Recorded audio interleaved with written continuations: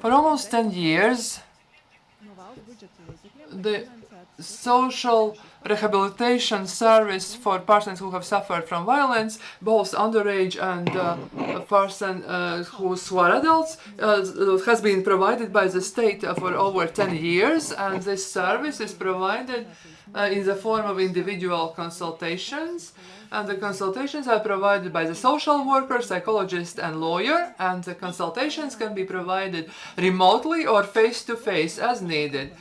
The other way how this service is provided is the course of social rehabilitation in an institution where the person can stay for the rehabilitation period for persons who are underage and also adults. And since July of this year, a new service has been introduced, a safe crisis apartment. So then there is an apartment which complies with all the requirements for accommodation provided. So this apartment can be used for providing the rehabilitation services. This could also be provided by concluding an agreement with a legal or physical entity about providing the rental services, so renting the apartment.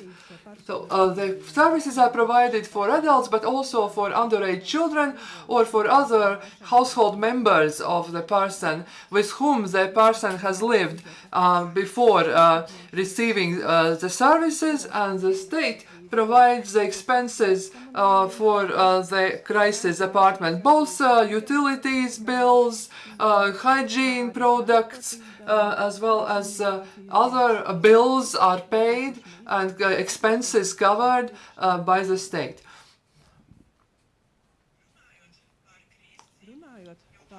As to the crisis apartment, in detail, the service has been created to provide support to adults who have suffered from violence in cases of high risks. And the service is available to all the family and the entire territory of Latvia. The service can be received in any municipality, regardless of the fact whether the victim has declared this municipality as their domicile. They can turn directly to the service provider. The duration of providing the service is up to 180 days. And the service is provided not only as a safe home, but also as a social rehabilitation service. And the main condition which both the service provider and social services must keep in mind is that this service is anonymous, by which we mean that the location of the crisis apartment is known to a minimum number of people to avoid the risks that the perpetrator might find out about the crisis accommodation. So if the social services offer this service in facilities that belongs to the municipality, the information about the location must not be available on the website of the municipality or in some internal regulations or elsewhere. It was also mentioned that the crisis accommodation is provided with additional support. There are cases when the crisis apartment is the only thing that the victim needs. But to provide for the rehabilitation of these persons, it is important that individual consultations of specialists are provided. If the consultations are not necessary, then the third option is that the crisis apartment services are provided with the help of a trusted person, a person who will be able to provide support to the victim in crisis situations and whenever the person is in need for support. As to the statistics, Ilu Talāts, the director of Marta Center, already mentioned that the majority of the service receivers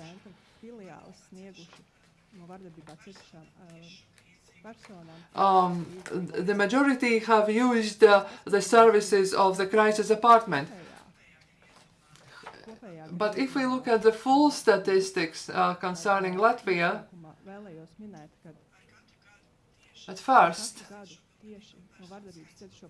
I must point out that the number of victims of domestic violence has been increasing year by year, and if in 2020, 726 persons received crisis assistance. Then in 2023, there were 952 persons, 807 of whom were women.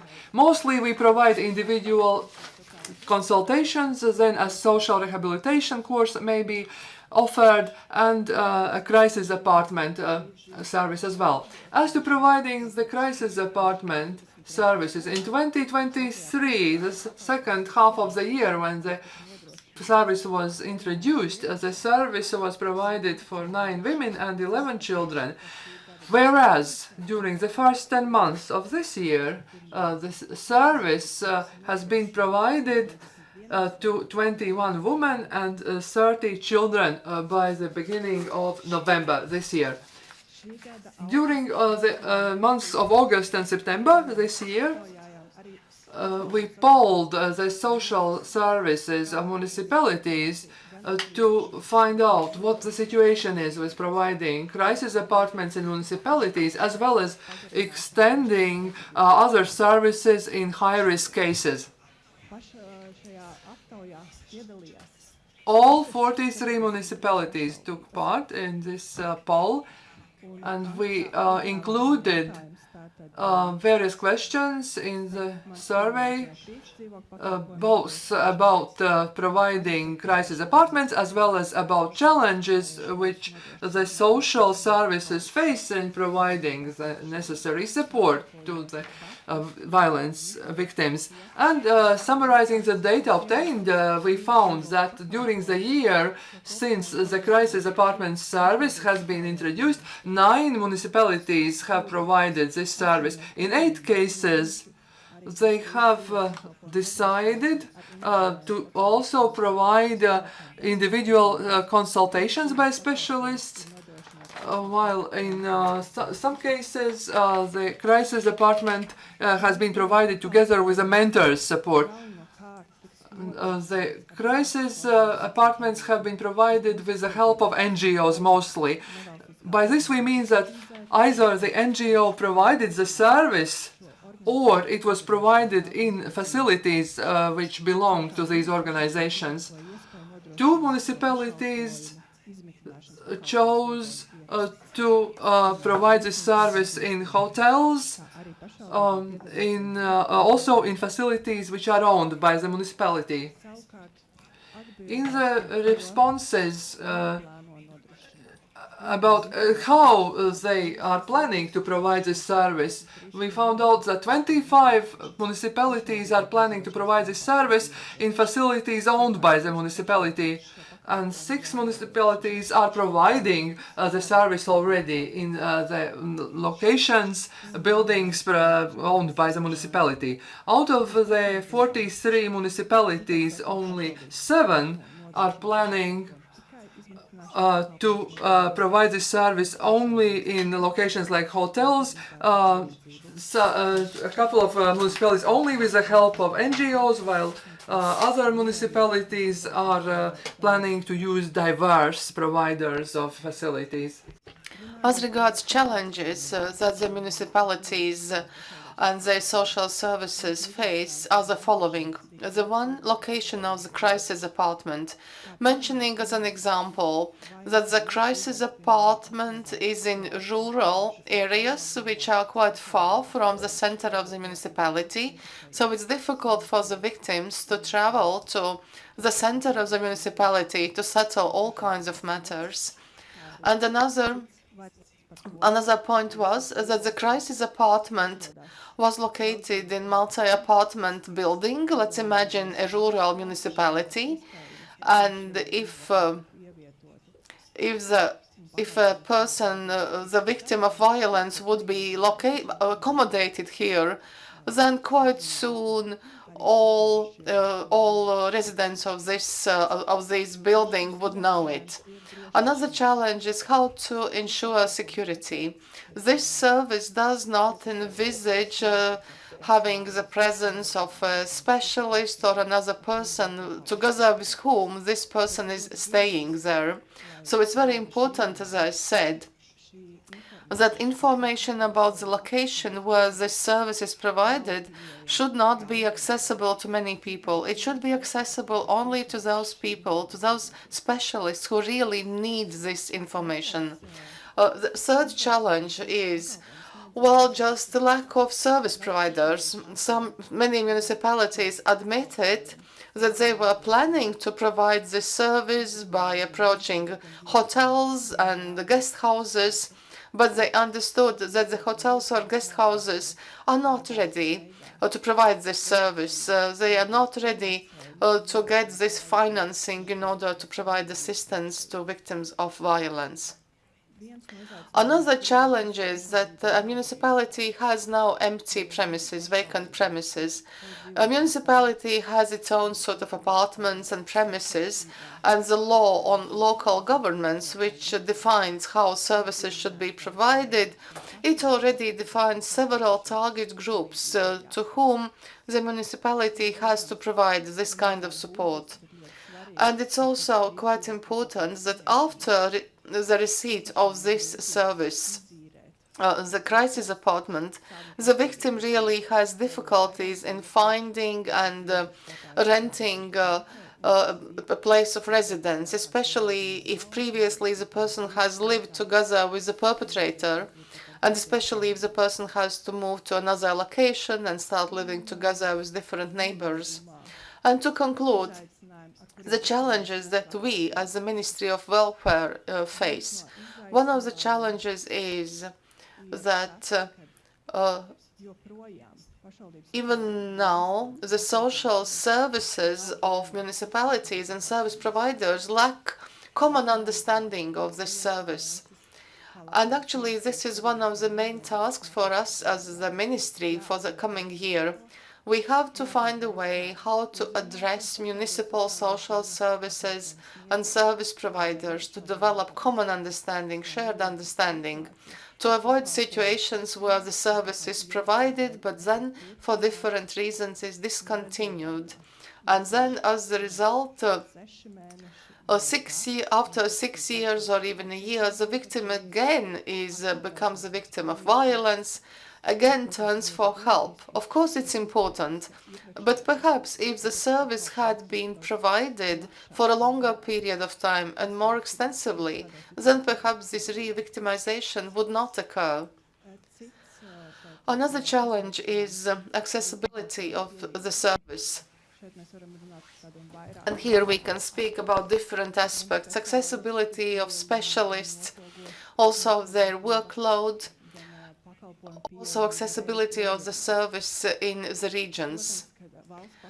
Of course, those specialists do not receive sufficient remuneration, and the remuneration provided by the state cannot compete in the market. And we keep requesting each year for additional funding in the state budget to ensure this service.